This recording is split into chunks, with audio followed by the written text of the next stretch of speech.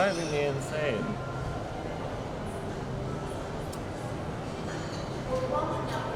Sit. What am I doing on this?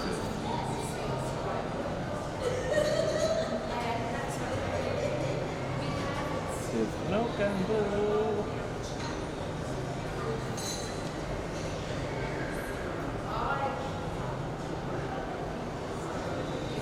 Shit house. I'm booked all day.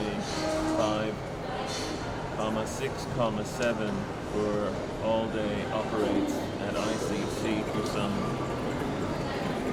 teaching show thing.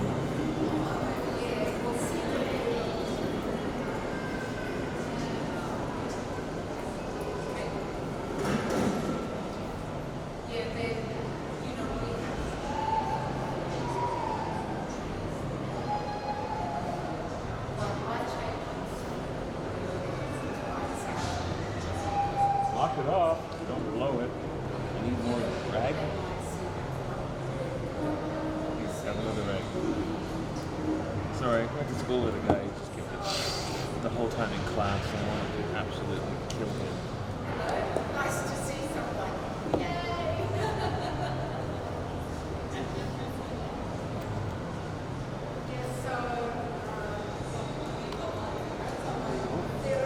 You're off? See you later. I'll be around. Maybe somewhere. If you ever figure out how to link channel from this desk, let me know. That's the only thing I have no idea on how that bloody works. Don't fuck with it now. The last thing I need. Very good.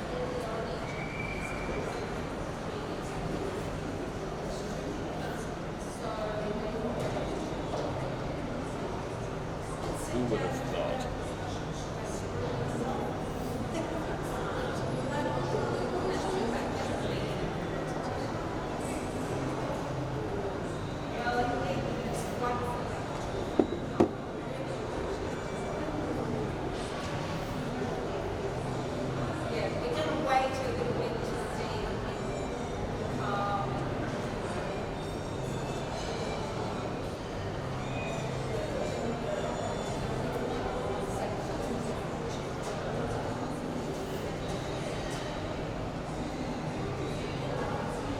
Son of a bitch. Fuck is this one?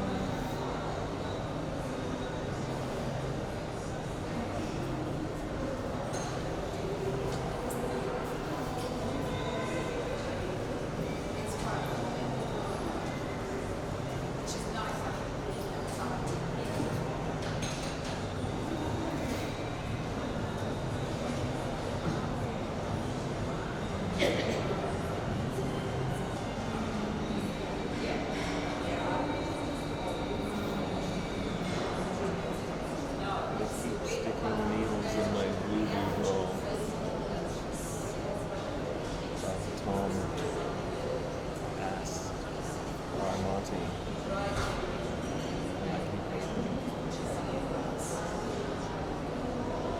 You'll get a yeast infection.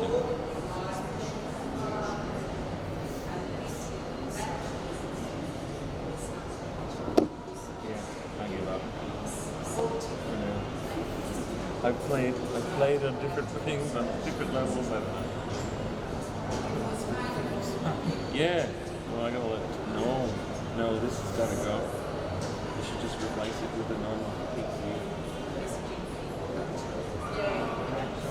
I am a Mac person, but this is clearly having issues with something. I cannot resolve it. Yeah, and what's the culprit? I mean, this USB-C to DVI cable. I mean, it looks very new, so I doubt it's that. But it's definitely this.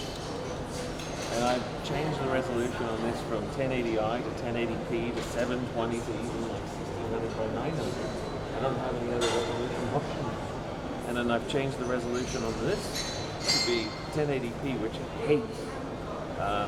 1080i, which is all bright, but it also weaked out more often than it did with 720. And then there's no other outputs.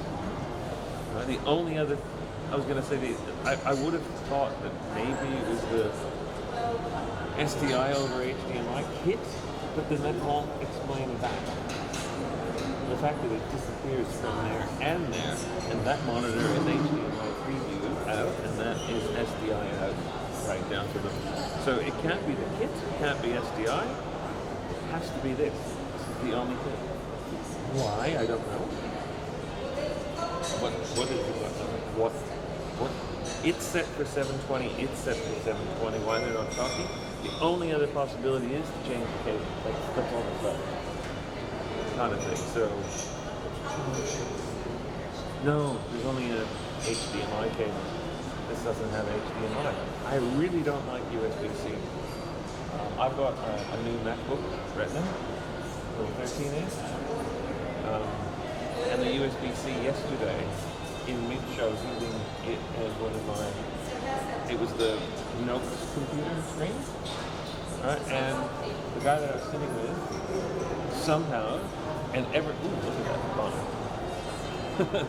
Somehow, and ever so slightly, nudged the power cable out. But the problem with these new stupid Macs, the old ones you plugged in, and the light came on, and the charging was green. It was Now I've got a microphone. I don't think I need it because I think it's so itchy I can see you all. But it will help my voice because I've been doing a lot of talking here. in the wind. So it's lovely to be here. I've never done a talk in the shopping centre before. Where can you So see? it's a bit of Right? You can't theory. see it. But here I am. Now, my name is Karen Smith and I come from the Aboriginal Heritage Office. We are the only local government Aboriginal office in the country, and it was modelled, drawn up by my boss David Watts to protect Aboriginal places in the country, because our heritage has for many years just been destroyed. Ours and roads, there has been no care. So I'm going to take you through a little bit of the history and heritage and culture today with the slides. I've got lots of pictures, so hopefully it will draw people in as we go. So I really thank you for coming. Really appreciate it. Now, I've told this little clicker is the latest in... Now this is the IATSIS language map. We are looking now at, every time I hear a program on NITV or hear someone talking, there's always a different number of languages. I was told that there were 339 languages and 600 dialects, which means they come from the main language, the dialect. So the Sydney language is said to be a dialect of a language that came from inland. So you would have heard language terms like Karingai, which they've called this area. Now we have a paper on our website called Filling a Void, which talks about how people created these names to put us into categories. So Karingai was created by the historian Fraser, who is not an Aboriginal person, and it is not an Aboriginal word. Now we have people developing Karingai language, which of course can't be true because there is no Karingai. And, and it goes on and on. We'll probably never undo it because we have Karingai Chase, we have Karingai High School, we have 101 acknowledgement signs talking about the Karingai. So, but we don't use it anymore. Our office doesn't use any of the language names in Sydney. Eora, which is what they talk about in town, Eora means people. So I would say that's what that means. It's not a language group. And I've always said that my mob were the Durham people. We come from the Hawkesbury area. my ancestor Yarramundi, they called him Yellow Monday, he actually met Governor Phillip and gave him 2 stone axes and 2 spears as a sign of friendship. So I've been told that we're not called Darug either. So what we're trying to do is just stick to the clans.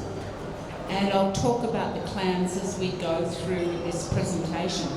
I keep really busy by working for 6 councils. And those 6 councils actually fund our office. Without them, we wouldn't exist. So I'm a free service to schools, to community groups in all of those council areas, and I'm the entire education division. Small office.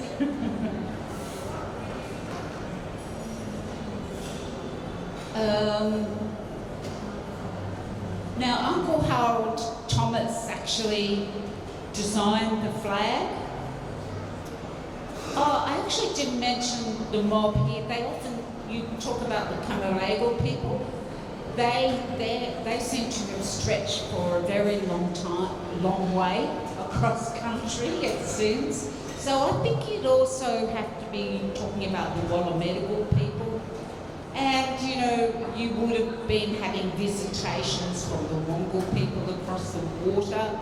And, you know, so I think you've got to remember all those other clans would have been in this area.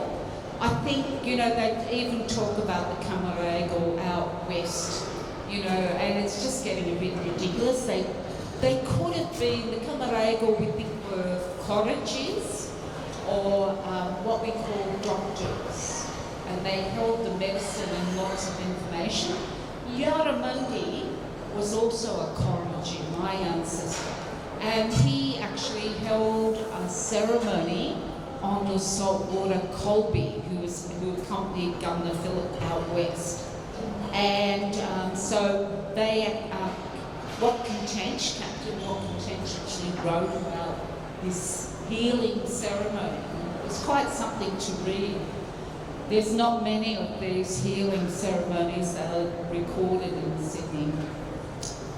So black is our identity. Like me, I have a mix in me. I've got, with the name Smith, I couldn't have avoided an English ancestor. I've got that English ancestor married into Welsh, Scots, probably Irish in there as well. But my mother's family were all Aboriginal. So they married into the Sims family on the coast when they escaped the martial law that happened out in West. And Aboriginal people were in people's areas. So this black colour is our identity. It's not, as I tell the kids, it's not our skin colour. We don't look like a lot of people on the top end. You know, we've been through the brunt of colonisation and we're a mixed breed here. And so that is who we are. We know our story, we know where we come from, and we know our culture. So that doesn't change anything what we look like on the outside. It's who we are on the inside. So I tell the kids that's what that black colour is. Now red is our spiritual relationship with the land. Yes, it is the red ochre and the red earth, but it's almost impossible to explain the connection to country and to land. When you look at Charlie Perkins's daughter, Hetty Perkins, she spoke about putting a blanket on the ground, and when you lift it up, we see the ground, but she said Aboriginal people see so much more. The earth is a living entity. The earth was our brother and our sister. It was part of our identity of who we were. And we said that, you know, the land was our supermarket, our hardware store, our church places. It also was our pharmacy, our medicine chemist, and it gave us everything we needed. And so we said, you know, that we belong to the earth. The earth looks after us, so the earth, we belong together. We are part of each other. You cannot, and that includes everything on the earth. The birds and animals were part of our family. They were the moieties, they call them. The world was divided into two. It's a very hard concept to understand, and there's a lovely lady, Lynette Riley, who's written about this on the Sydney University website. And if you just go Lynette Riley kinship, it'll come up. So we loved the land, and of course that has been taken away from us and been degraded. So that red colour means all of that. It's our spiritual connection to the land and everything around us. And yellow, of course, is the sun. Without the sun, we wouldn't be here. And that's something that, the astrophysicists are talking about now, saying how lucky we are that the sun spun into our system to create life on Earth. And we've always known that. Without the sun, we would not be here. So that is the flag. So it has this really deep meaning. So when you're seeing it flying again, think of that deep meaning.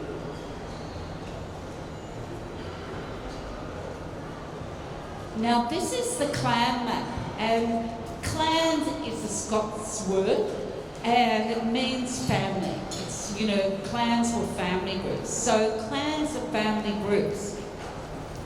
You are living with cousins, first, second, maybe third cousins. You're living with aunties and uncles. You're living with grandparents of those relationships. You have connections across your mother's sisters were your mothers, your father's brothers were your fathers. The kids, when I told them this, they get really upset. They don't want so many mothers and fathers. They want to muck up more. They don't want. But I say, imagine how well you'd be looked after. As a child, you would be so cared for and so loved by all of those people. A woman left her husband's clan and went to live left her mother's clan and went to live in her husband's clan. So you can see the Camaragal there, and there, apparently the pointer doesn't work because it's coming from the computer up there, but you can see them there. Where I am, I'm in Gayamagal country, which is Manly area. You can see the Gadigal in Sydney town, the Borregal in Musman area. You can see the Wallamedical sort of stretching from right and across. You can see the Wongal over the way there in Strathfield. And of course where Turramurra is the Darramurragal people. So Turramurra was actually named after those people. And Bidjigal is where the great Sydney warrior Pemulwuy came from. And there's my mob up there, Burraburrungal. And of course we have the Weagle and the Gamagal down near Botany Bay where the First Fleet landed. You can see the gull after all of those words. And so really the people here are the Kamara, the tribe is the Kamara, and the people in the clan are the Kamara Gal. Does that make sense? So Gal is with all the people. So but we don't have any Gals in our place names anymore. I've been over to Western Australia and they have Yellingup, Corowarunup, Pringlelup. They've got all their ups, which apparently means people near the water or something. And we have no Gals left. And a little boy told me Terrigal. So I think that Terrigal is an Aboriginal name and possibly a clan, but I don't know much about the Central Coast. Moving along. So a short history. So we were naked, and I've often seen these drawings and photos of African women in their beautiful headdresses and clothes, and we had so few drawings of the women, and most of them were ugly. As people began to hate us to take the land, the drawings became uglier and uglier. There were no cameras for another 90 years, so the story of Sydney is only recorded in paintings and drawings. Now, Djiragoa is a young woman. She's about 16 years old. She's not married, so she's wearing what they call a barra, a little airy feather skirt. And she's made herself this beautiful necklace out of seeds and shells. And she's got a ringtail possum headband. So obviously the ringtail possum's been eaten for dinner. And it's got the back teeth of kangaroo hanging from it. So we used every part of the animal. We used the skin, the fur, the feathers, the bone, all the connective tissues to tie things up. And I think she looks so beautiful. This fellow was the best artist that was sent out here. He was a forger, and he famously forged banknotes, and they would have strung him up really high, but they said he was such a good artist that he would be useful out in the colonies. So this is a later drawing of a Sydney warrior. You can see he's wearing the skin belt. He's carrying the Sydney shield, and he's painted up as well. In that belt probably is tucked, he could have his stone axe tucked, or his spear launcher, his woomera. He's made himself woven a headband and covered it in ochre to tie back his hair. All the wooden artefacts, because our tools were only wood, stone, or shell, or teeth, all the wooden artefacts that were collected were put on display in the domain in the 1800s, and the building burned down. So there is only 2 shields left from the Sydney mob. One of them is in our museum, the other one is overseas. So there may be things that come to light from personal collections, people, taking things from overseas. I love that picture, Djiragoa. Now this is your Camaragal chief. Now they've drawn this ochre on him, and I think that is not what ochre looked like.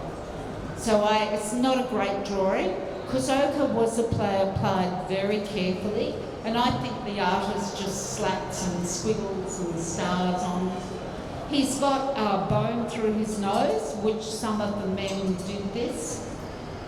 Some of the women also did this.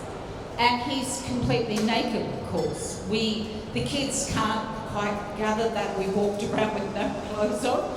But when you have the entire country walking around with no clothes, it makes no difference. So this is a sort of symbolic drawing. He's got a woomera in one hand, and he's got several spears in the other. Not a great drawing, I don't think, but you can see how thin we were and quite fit. Now this fellow was called the chief of the... Oh, I might have done that. No. He was called the chief of the Garigal people. But he probably wasn't a chief. He was made a chief by the European people. And you can see they gave him a brass courgette and hung it around his neck and said, we'll make you the chief He was very good at mimicking the animals for hunting, and when he met the First Fleet, he was very good at mimicking them. He could copy the language, the way they walked, and the way, even the inflection in their voices, the way they talked. And they thought he was hilarious, so hence they made him chief. And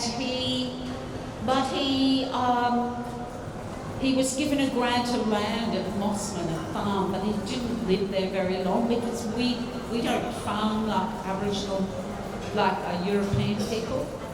And he was given old uniforms to wear.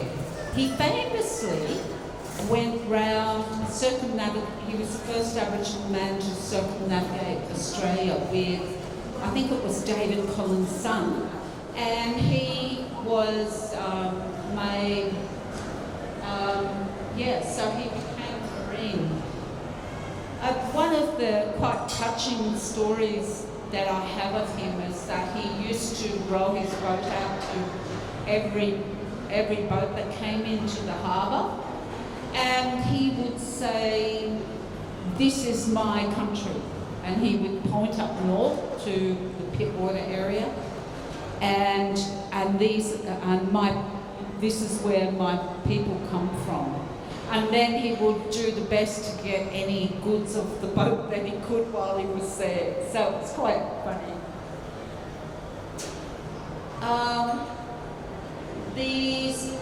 The English didn't like us being naked. Of course, it was Victorian England, you know, where the men had all the fluffy shirts and the women were covered from neck to ankle. And they gave us these pieces of cloth to cover ourselves.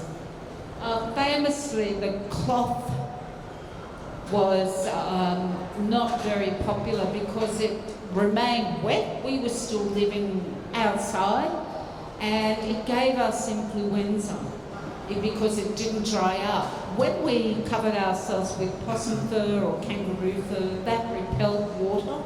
It doesn't absorb water. And so all of these blankets that they gave us and the cloth that they gave us made us sick. This is Bungaree's wife, Gooseberry. This lady is part of the Gadigal people, and they don't look very happy, do they? And the fellow in the middle is from Botany Bay, from the Weagle people. And they've called, his name's Bolkabra, and they call him the chief of botany.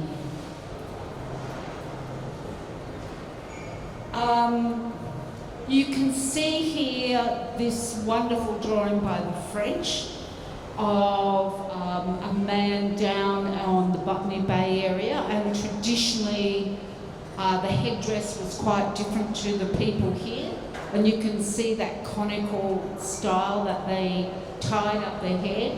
So when we talk about Aboriginal people, we are all completely individual across the entire country. You can't just label us the same people. We have different stories, we have different cultural practices, we have the same underlying beliefs or law of land, but just like Commonwealth, state and local councils, really, it's very similar. And that's a shield, and you can see a bullet hole's gone through that shield. Now you can see when I'm talking about ochre, how carefully the ochre is applied. This is Voloderi, and he became Governor Philip's guide, and he met my ancestors, Yarramundi and Goomberi, and he's wearing a war ochre here. He's painted up in red and white and black ochre, and this was for fighting. And what happened was a convict actually stole his canoe, and he ran off to get painted up to do payback against this convict. And he went up to tell Governor Phillip, because he was Governor Phillip's mate, And they said, no, we don't want you to do this. And so while he was there, Watling actually painted him. And he looks quite fierce. He's a young warrior. He was of the warrior class. And he's got small jawbones of animals hanging from his hair as decoration. Later on, Bollinger was tracked down by that convict who shot him dead, and everyone was very, very sad. And Colby was with Bollinger when they went out west to the Hawkesbury with Governor Phillip and met my ancestors as well. But here he is in funeral paint for Bolliger's funeral, and he has red and white ochre. Again, look at the careful application of the ochre. That's why I think that Camaragal chief is wrong. And you can see that it's red and white and the ash from the fire. He's painted on the front and the back. The red ochre and white ochre cover his face down to his cheeks. His wife was painted up in exactly the same way. Here he's wearing the bits of cloth that Governor Phillip gave him to be Governor Phillip's guide. So it was very sad when Bollinger died. Oh, I must have pressed that again. Did I press that? I don't know what I did. No. Now this was Colby's wife, and her name was Doringa. And when the babies got bigger, when they were small, they were in a coolerman, and they could be strapped, bound to the mother. But as they got to, bigger, they rode on the mother's shoulders. And I often say to the children, do you think you could have rode on your mother's shoulders? And they go, no, Mum wouldn't like that. And there's a lovely photo of a woman from South Australia in the cold area, or it might have been Victoria, in full possum fur and coat from to the ground, and she's got a little hood on the top where the baby's wrapped in and riding on her shoulders, wrapped in possum fur. So warm. Her name's Doringa, and her little baby is called Puni Bilong. She's a little girl. Now there's been 2 books released called Dark Emu and The Biggest Estate in the World. And we now know that Aboriginal people manage the entirety of Australia with fire. And they created a land that looked like a beautiful park. And the English said it looks like a beautiful park. And they could ride their horses at full gallop as soon as they came here. And we used fire for hunting, for creating crops, large expanses of grasslands in the flat areas. We used it to burn out pests. So if you have tiger snakes moving into where you're living, you don't want them hanging around. So you burn out that environment, and you might plant bush blueberry or bush raspberry. We had permanent housing. So this whole nature of walkabout is another myth. There was permanent housing in Sydney. We had rock shelters, which you've all seen. They make beautiful houses, very cool in summer. And we would heat them up and cover them with possum fur and warm grasses in winter. If we had to build gunyahs, and gunyah is a Sydney Aboriginal word, and the rock shelter is called a gibba gunyah. A rock is gibba, gunyah shelter, and they were made to last permanently, made out of boughs of trees, bark, mud, and they were meant to return to. We had a summer and a winter house. That's what we had. And I would like a summer and a winter house. And that was great. So we could move with the season to the best food. So we know that there was a whole village built down in Victoria with an eel farm, and the eels were traded all over Victoria to southern New South Wales. We know there was a whole village in the top end that they've seen that was made. So this whole thing of walkabout is something that was created to keep us primitive. We weren't primitive, we were agriculturalists. We had permanent houses, and we cared for the land. We were sustainable people. So this is a lovely drawing, and it says the North Shore of Sydney, and it's one of the loveliest drawings of a family group. It's fish barbecue for dinner. The kids are jumping in and out of the harbour, having a great time. And as I say to the kids in the school, they don't need swimming costumes, you know. The men are strong and fit. They've been out catching the fish for dinner. There's a little baby at the breast. There's 3 women in that group, and there's a young man with his fishing spear there. And I just really love the informal nature of this drawing, because usually you see one Aboriginal person like this, you know, and it's just not. So it's saltwater country, and it was canoe highway. So canoe highway, and the girls, there's a little girl on that boat, and she's actually tending the fire and possibly cooking the food that her mother and her aunties are catching. So the little girls in the schools can't believe that they would already be doing that. And the fires on the boat weren't raging fires like it looks like on that drawing, because it's a bark boat, it would burn down. So they were probably a low fire of hot coals and put on a bed of clay and sand, a small bed of clay and sand. So it is not a raging fire. This is fishing at night, and you can see how we farmed the country with fire.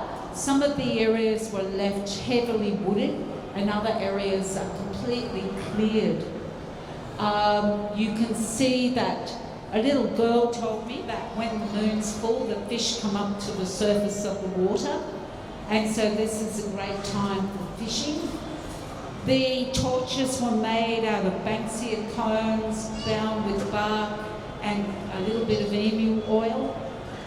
And this could be a time of corroboree or koribori, which is where we learn the stories.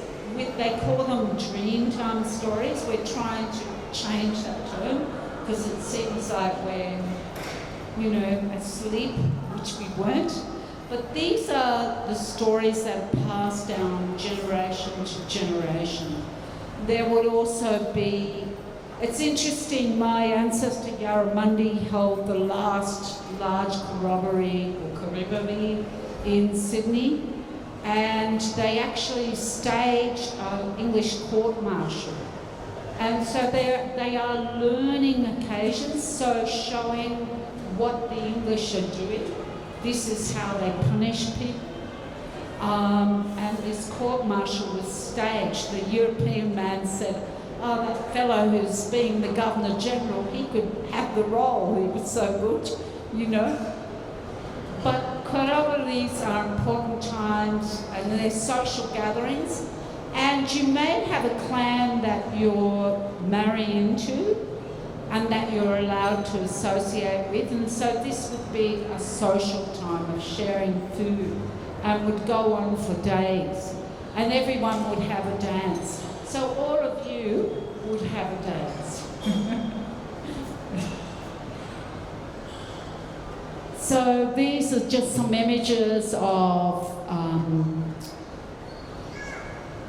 the way we use country. The men would take the canoes out to sea, Not too far because they're not seaworthy.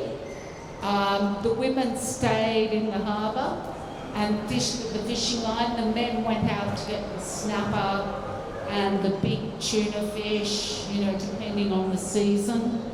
We would create large fishing nets.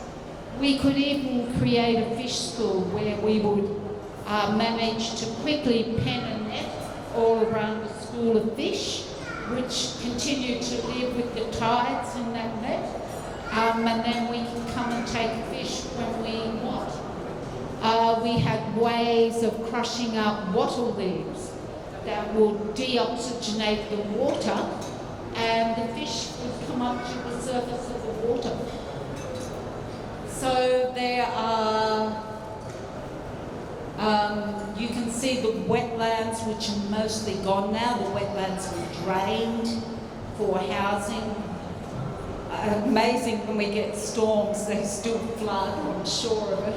But these were full of birds that came from as far away as Siberia to live and breed in our wetlands. We still have some of these birds coming into the northern beaches, but nowhere near as many as we used to have. We ate turtle, eel. A large part of our diet, of course, everything was done sustainably and never when something was reproducing. So there was a time when it was, you weren't allowed to eat the shellfish because it was reproducing. So what a great diet. You know, very lean. Kangaroo is very lean, emu is lean. You have snake being lean, goanna is very lean. Very nutritious diet here. I can't even afford to eat some of that food now. I remember I was living down the south coast for a while, and the mob there, they turned up at my friend's place and they'd been out fishing and they bought a lobster and abalone to cook on the barbecue. Beautiful. Just beautiful. And you know, you just can't afford to eat these things anymore. And this was our daily diet. So the people were lean and strong. Patchagarang is the name for the kangaroo here, the grey kangaroo, but it's not going to catch on. Wallaby is the name of Sydney Aboriginal word. Wombat is a Sydney Aboriginal word. Koala is a Sydney Aboriginal word. Dingo, Sydney Aboriginal word. So you can see how half the grasslands are cleared, and the men are using fire here for hunting, and so they place themselves all around the area that needs to be burnt, cooled by burning, and, you know, able to get the kangaroos. The English were chasing kangaroos because they'd run out of salt pork and were starving. And they were chasing kangaroos on horseback with guns and they couldn't catch any. So, quite interesting, isn't it? And we didn't wear those nappy things. They were painted on for the Christian laws of the day. Hunting water birds like ducks, duck eggs, you know, there were probably other water birds that I don't even know that we ate. Most of these rushes, you remember Rushcutters Bay, Homebush, most of them have gone, or in fact all of them have gone. There's, I think, one tiny section in Langford River left. I don't think there's any in the harbour anymore. And we have worried with wetlands up in the northern beaches where we're trying to sustain that environment. Oh, I pressed that lovely little thing there. We had spinach, peas, beans, fruits. You know, we had bush raspberry, bush cherry, bush blueberry, bush grapes, currants. There was spinach. The kids are very disappointed there was spinach. Spinach, they're G-bums, they drop to the ground, purple and red drop to the ground. Figs, wattle seed cakes. Qantas was selling wattle seed or giving wattle seed cookies on their flights. That famous chef, Heston Blumenthal, he made wattle seed ice cream. So, it's pretty, and there's become a few markets around the country run by Aboriginal people with, some things from the Central Desert like bush tomatoes and, mountain pepper and things like that. The plants were used for all of these reasons. So we also knew what plants were poisonous and that we could use.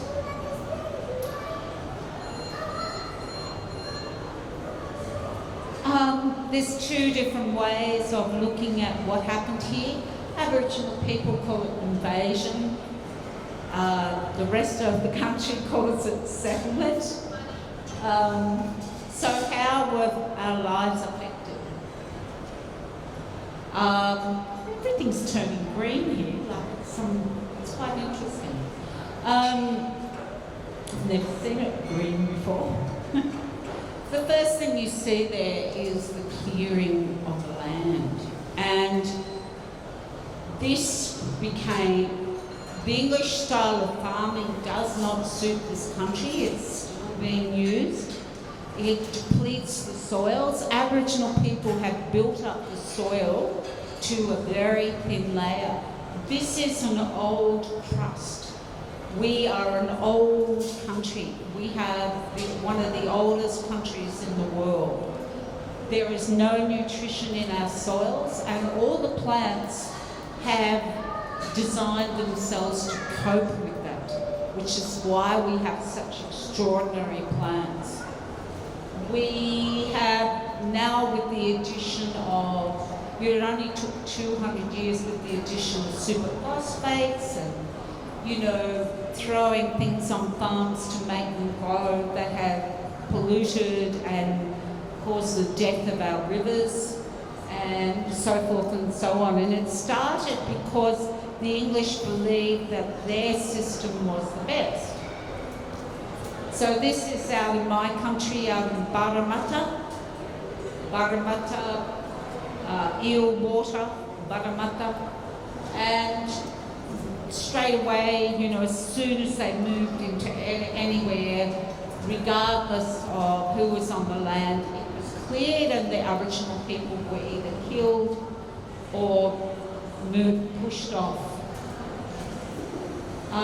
The other thing that happened with the first fleet was disease.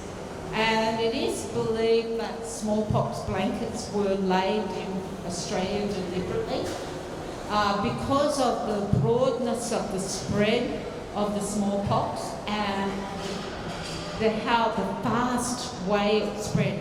Before they met my ancestor Yarramundi, which was very early on, he was already covered in smallpox scars. We had the death of many, many people through disease. And I did a thing with the North Head, about North Head, and this lady artist looked at the quarantine station, and there were 30 diseases that came into Australia at that time. Everything from consumption to all the sexual diseases, rubella, German measles, Spanish influenza. They came because the crews had been in all the ports of the world. The disease has covered the world's diseases. It's quite extraordinary. How we survived any of this, I do not know. People ran away from smallpox, and they usually left people warm with a small fire to look after them, but it was a dreadful disease. I saw a picture of a woman, a young girl in South America that was infected with smallpox, and the sores cover every inch of the body inside, and they finally just, all the moisture leaves their body and they die. So it's the most dreadful death. So you can imagine why the Aboriginal people ran away from this disease. They called it Galgala.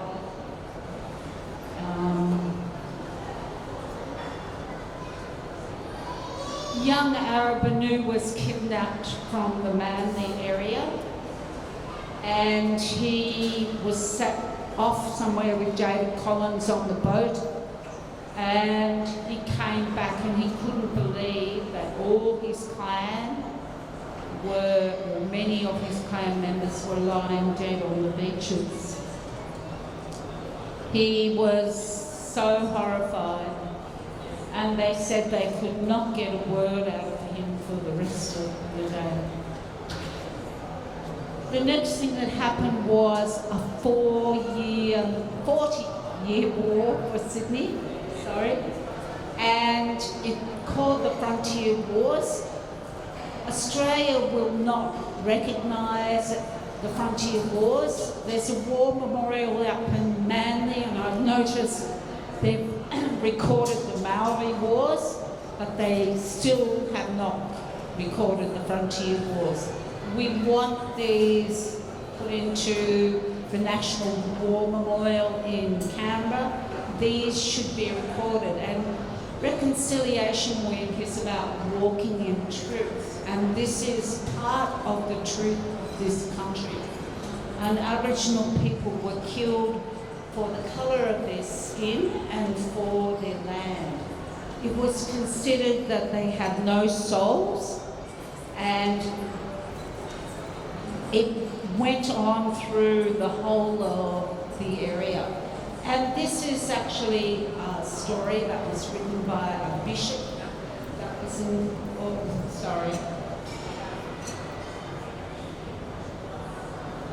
that was in Sydney at the time.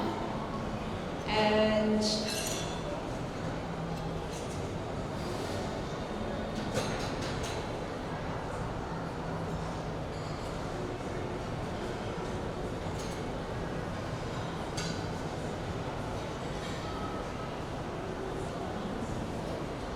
we have to remember that the English at that time had control over places like India. They were in, the tropical islands. They started the slave trade in America. They were not a nice people at that time. Not a nice people at that time. And they considered anyone with a dark skin to be lesser. So it's a pretty horrific past. We had a great warrior, and these are some of the lovely images of Pemulwuy, the great Sydney warrior that came from Bidjigal country. The other myth that goes around is that we did not fight for this country, and we did.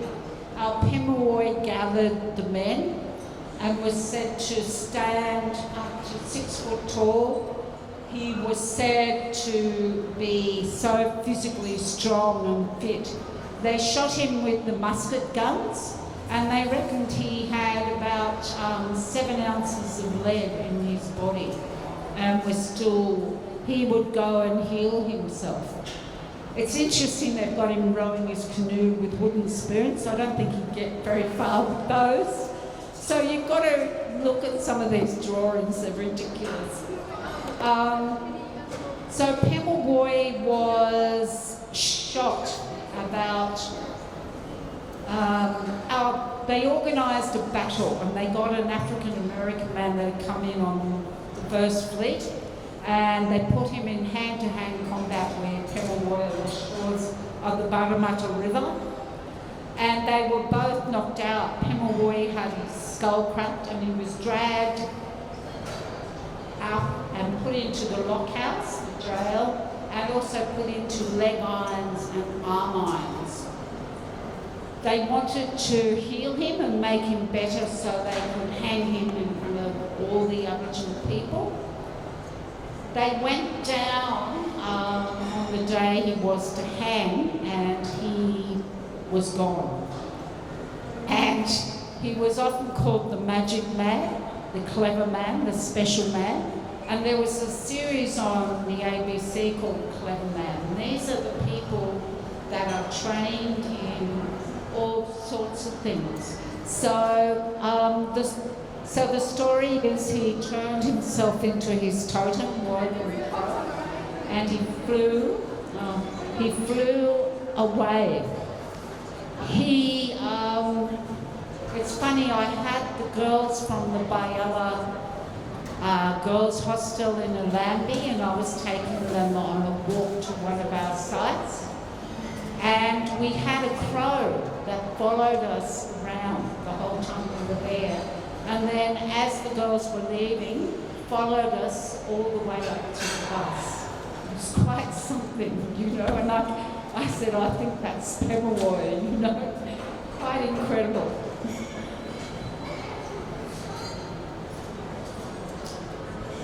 So we've been dispossessed, and this is something, Australia was built on the backs of Aboriginal people. They were the domestic servants, they were the work the stockyards. They were not paid for their work. And you may have heard of the stolen wages. We don't expect to inherit anything from our grandparents because they had nothing. We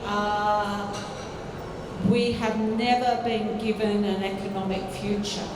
All land, despite the fact that I know that down in Victoria there's an Aboriginal group that built a wood mill, and they had it functioning, they were employing their own people, and all land was taken off Aboriginal people in the 1940s, and they just took any endeavour off us.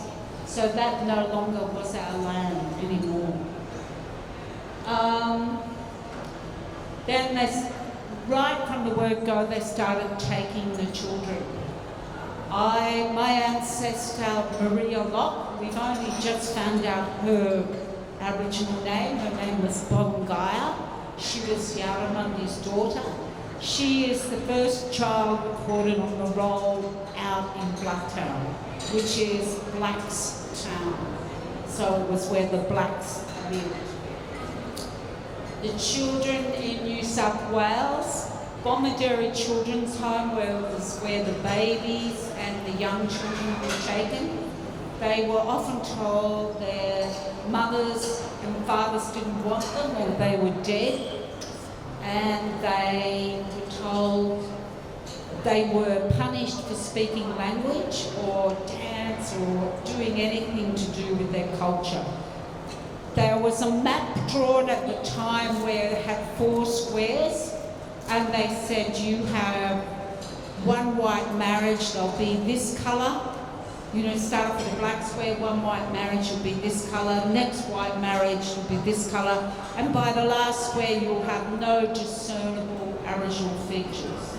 So the whole idea was to breed us out by taking the children so they would not marry into Aboriginal culture.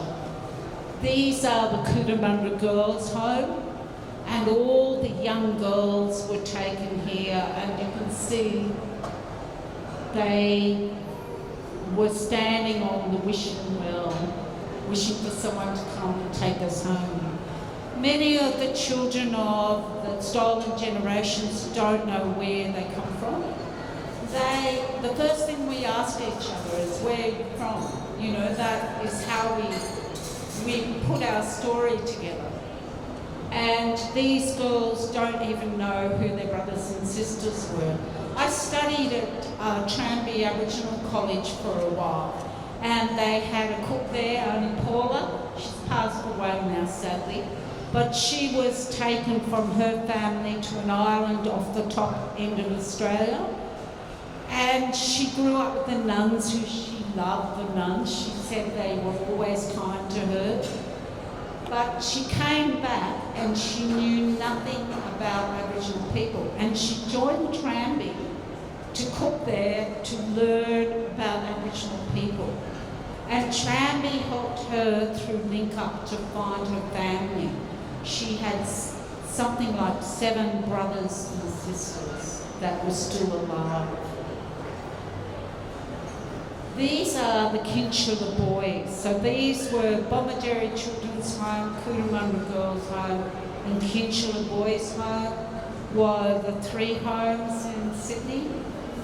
These boys faced a lot of sexual abuse.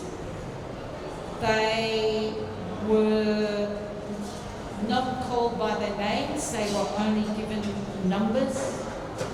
And many of these men, because you were spat out of this system at 16 and you were expected to make your own way, or they found you employment that you weren't paid for.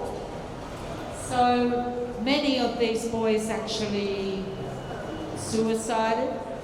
They often, you find them, this has affected the generations. This is a multi-generational problem till today. And Mum Shirl used to pick up these men from the street and give them a bed. She was like the shining light in Sydney, looking after these men, because everyone gravitated to the Redfern area or the Larpat area. These boys, there was a lady that used to work on Koori Radio, our national radio, and her name was Lynette Whitten, and she said her father was a Kinchula boy, and he wouldn't let them call him by his name, he would only be called by his number. And she said he did not have the ability to show her love. He had never had any love in his life, only abuse, and it was very sad. The boys and the girls from these homes became each other's family. And they get together, they'll have a meeting in Redfern of all the Kinchula boys. So, if you walk into country, what are you going to find that we left behind here? These are the places we're trying to protect. You find tools and hand stencils all over the country. Oh, press the wrong one again. All over the country, we've left our handprints. In Sydney, we don't know what they mean because our story wasn't considered important. It's never been recorded.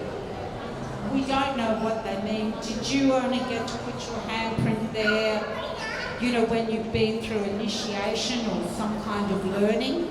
Or is it a type of census?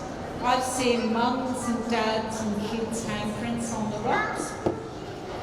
And in Sydney, they're always in red and white ochre. Amazingly, this one's, underneath. The only reason it hasn't been destroyed is that people can't find it. We don't give the location of sites out because they face a lot of destruction if their locality is known. Some of them we use for educational resources. Charcoal drawings. Why is this smaller fish inside this big fish? It almost looks like a Pisces star sign or something. But is this a migration story saying, goes south, eats a lot of krill, comes back as a big fish? I don't know. Is it a Dreamtime story? As I said, shellfish was our main diet. We did not throw all our rubbish through country. We gathered them in piles called shell middens. So shell middens can be thousands of years old. Out in my country where the Burra come, the shell middens are 25,000 years old. Here on the coast, because the sea levels rose up, they're about 6,000 years old, but on the high ridges, much older. And they look kind of like this. So So, and they're amazing. Archaeologists love them because they can hold stone tools. They'll hold bones from what was in the harbour. You know, so many years ago, we found dugong bones. So we know the dugong was down here. Here we can see the cockles, where the ones right on the coast, it's very hard to protect them with climate change, boat wash, people putting their dinghies on them.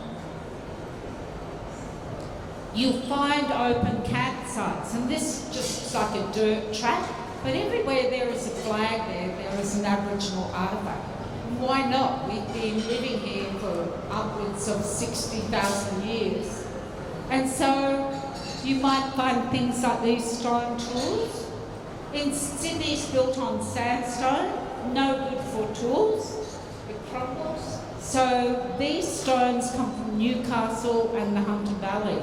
So these stones tell us, the geologists know exactly where they come from. I wouldn't have a clue. But they tell us about the trading routes. They were knives, they were so sharp, they could cut an animal open. You could put them on the ends of spears. We've left our rock engravings. All up the coast here you can find whales and sharks and stingrays. You find wallabies, echidnas. There's the Sydney Shield. You can see the fish and the sharks. We don't know what they mean. Are they Dreamtime stories? Are they telling people what to hunt, what to look for to hunt in years to come? Wallabies, rock wallabies, scouring across the rock. Very simple, but you can feel that. And Mandois, these footprints on the earth. And some people think these are Bayami, creation spirit. They think that it's his footprints. Here on the northern beaches, we only find the odd footprint. When I go out to my country, where the Burrabarongal are, you can follow the footprints and they lead from site to site. So quite interesting. Axe grinding grooves. My mob traded the volcanic rock from the Blue Mountains for stone axes. And when I pick up some of these axe heads, they're quite heavy. So the muscles on the men to swing these axes. But they tell you, I've seen pools with axe grinding grooves all around where they've been sharpened on the sandstone. And you can imagine the men sitting there going, yada, yada, yada, yada, you know, having a great time. You find scarp trees, which are where a coolman, a canoe, or a coolman is a dish. You might find a canoe or a battle shield. And there's not a lot, there's some scarp trees still in the national park. There's some out west in larger states that didn't clear their trees. But there's not a lot sort of on the beaches anywhere.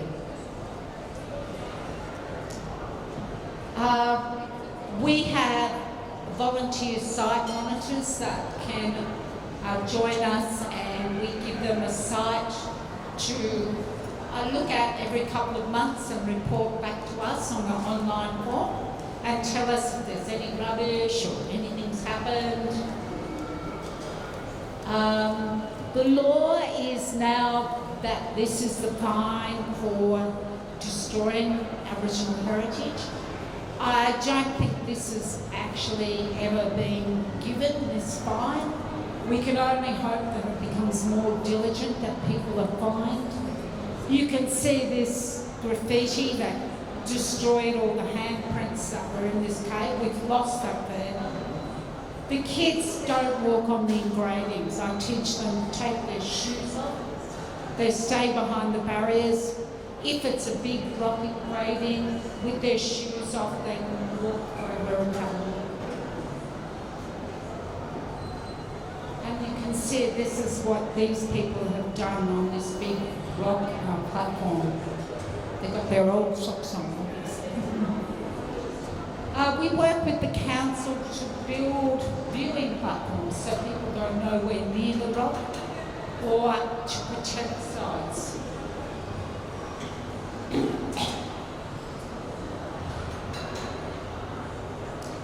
We've just opened our museum and keeping place at Freshwater, and it's also our education centre. And if you want to, you can visit it on Tuesday, Wednesday and Thursday.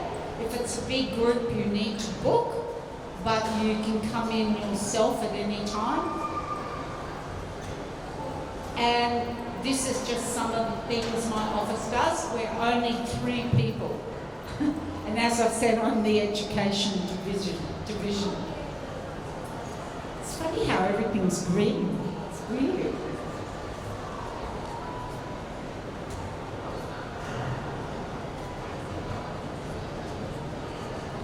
And that is the end of the presentation. Thank you. Now, I've never done a presentation in a shopping centre. You were so good, you listened very carefully. It's not an easy story, is it? Now, does anyone want to ask any questions or anything about that? Or my ears are really bad, so do you want to use that? So when we at council do our acknowledgement of country, we no longer use the clan and tribe name, we say, we recognise the Aboriginal people.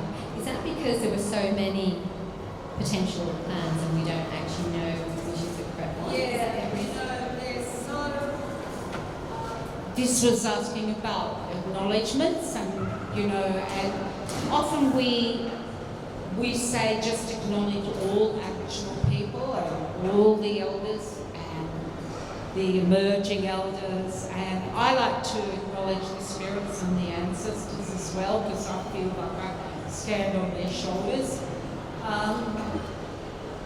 When I try in Manly, I mention the name of the people from that area, but we're just getting rid of the language. We're not using the language groups.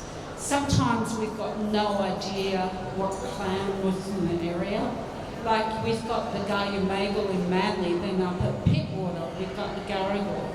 So there is a large area in between. I mean, did they share that country, or was there another mob there in the middle somewhere? And that's something we'll never know now.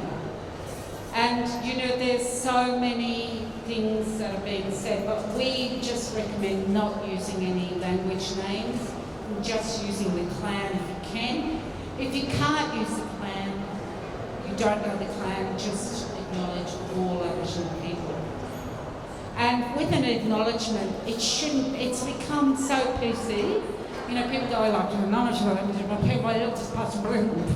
And that's it, and it's dreadful. It's dreadful. I'd rather they didn't say it. It should carry some weight and some gravity. So it should have a dance group, or educational component, or something else to make it more, and you should keep it for major meetings. Not every meeting you stand up. People have gone crazy, thinking they're doing the right thing, and it's actually dreadful. Yes.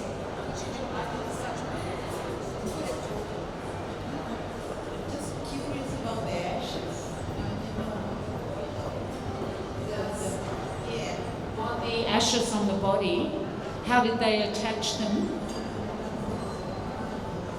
The ashes were particularly for funerals, when they put the ash on the body. So just like us, when we go to board, we have a uniform. When we go dancing, the girls get dressed up, the boys, that's debatable. And So Aboriginal people put white ochre on themselves for dancing. For war, there was the red, white and black.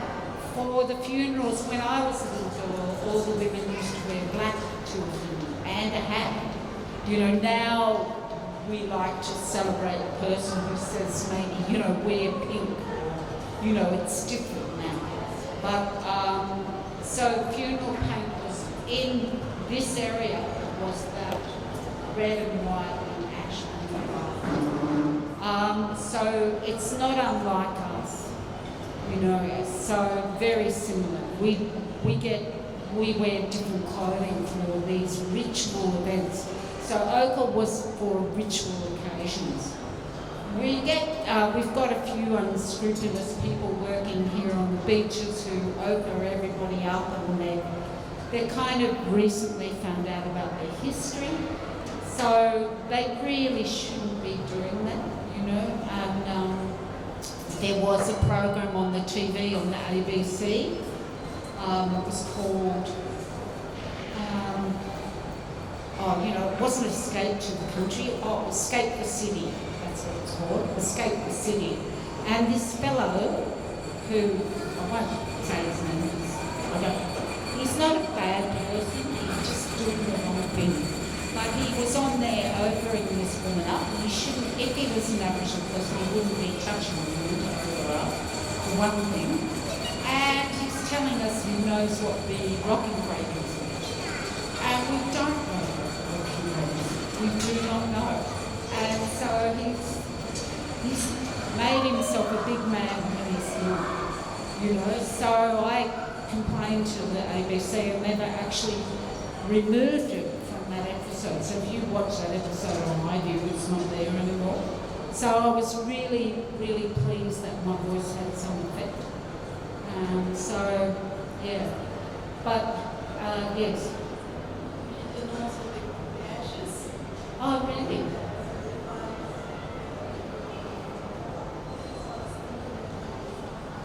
Connection.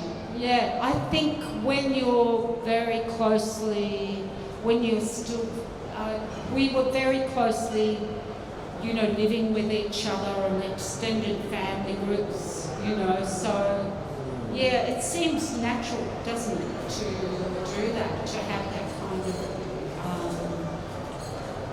way of doing things. But, you know, you go to China and they burn incense. I think in some places they burn white, you know, so it's different. Everybody does something and they do it in a different way, you know. So I think it's lovely that it'd be so much nicer if we did that, wouldn't it? To, you know, do something more profound when we pass away. One of our great speakers, she created the Yarramundi Kids on the Kids Network on, I think it's, you know, Yarramundi Kids? Yeah, Chris Burke, she was a puppet woman and she created this voice. And we lost her from a brain aneurysm. She just dropped dead one day. And her funeral, the girls we all opened ourselves up and we brought gum leaves in, and the artist painted her coffin and we sang her in, and all these people in the audience spoke up because she toured around the community doing things with the puppets about sexual abuse and alcoholism, and she did it in a really good way. She was amazing. It's dreadful to lose her. So all these people spoke up. And there was a young woman there and she said that she'd saved her, you know, brought her, you know, taught her so much. So I think when you have that different weight, it's much nicer, isn't it? We're losing so much of our ritual in the modern world. We don't share enough. And it brings community together, doesn't it? You know, you're together to celebrate that ritual. So anyway, that's my personal opinion, not the opinion of the office. Has anyone else got any questions? We are from Long Day Care Center, so we look after we educate children. I want to hear your perspective perspectives about what would you like us to teach our younger generations, or what things is important for us to pass on? I know that it's really bad because the educators say every person who's studying childcare has to meet an Aboriginal person and talk to them. And there's just not enough Aboriginal people around to talk to. I get thousands of queries. I think just to get away a little bit from dot painting, because that's Western desert, connection to country, teaching them about the plants, creating a bush tucker garden, which you can talk to the botanical gardens about, what plants are safe for children, and actually having them learn outside sometimes and sitting in country. We've got a lovely woman from La Perouse, and because I only do year 3 up, and I haven't got enough colour and movement for little kids. And she comes in and she can bake damper, or she brings in her possum furs and the kids touch the possum furs. And so I often recommend that she comes in. Her name's Jess Sinnott. And she's from the La Perouse people, and she's really, really good. And she's actually created a little business now, and she's got other young people working with her, which is great. They're telling stories. There's them buying Aboriginal resources, the I-Axis map. And often schools in their libraries, they have books on the Northern Territory, and they don't say that's where the story's from. So I often get kids thinking when I go home, I get into my possum fur and get my spear, which is, I go, no, I have coffee in the morning and I go to the supermarket and I have foxtail at home. So the kids need to also learn that Aboriginal people have evolved. We're not still in that place. But Magabala Books, have you heard of Magabala Books? It's a bookshop in Broome, and they've got online, they sell books online, so they do everything from little kids to adults. They are all Aboriginal authors, storytellers from all over. And if you have the I-Axis map, you can say, I like it for you to say, this story belongs to this country. Yeah, so, because often they don't say that, they don't realise that a story always belongs to that country. You can tell it, but it's always a special story up in that country. And so Magabala Books has great books. My sister was at primary schools, and I bought her a book from the One Arm community when I went to Broome to the Magabala bookshop. And it was beautiful. The kids were studying in school and they wrote the book with the help of their teacher, and they were also going turtle hunting. And it was such a lovely book because they were learning the cultural things as well. And I think that was a really good one. So those kind of things, but I really think taking kids outside is a really important thing. It's hard, you can't at that stage tell them about the stolen generations, they'll just have nightmares. You can't go on about the history because they'll just have nightmares. So it's just to, talk about sustainability, caring for the land. Yeah, things like, and that's part of our teachings. So do you think it's necessary for us to have like a smoking ceremony in our service? Because it seems like we're getting told we need to embed this and bring organs and things. So it's very hard to connect with these people when you don't have a relationship with the Aboriginal people and, bring them into the centre. But how can we do that?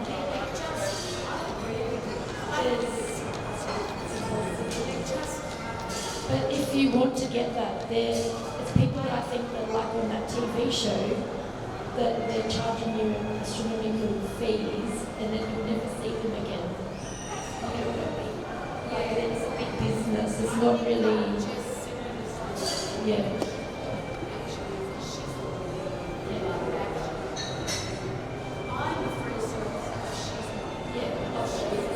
Doesn't matter, but it's wanting to be a rich money person. Yeah. And it does, Aboriginal people vote for me.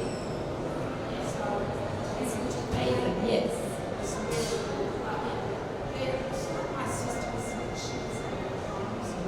There was a charge on this What we're getting charged, and you'll never see them again. They're like from big companies.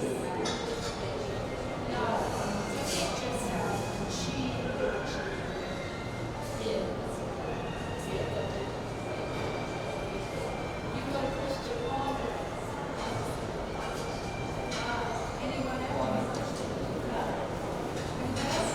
We're done then, I think. Thank you for coming. I was thinking there'd only be empty white seats, and I thought, no.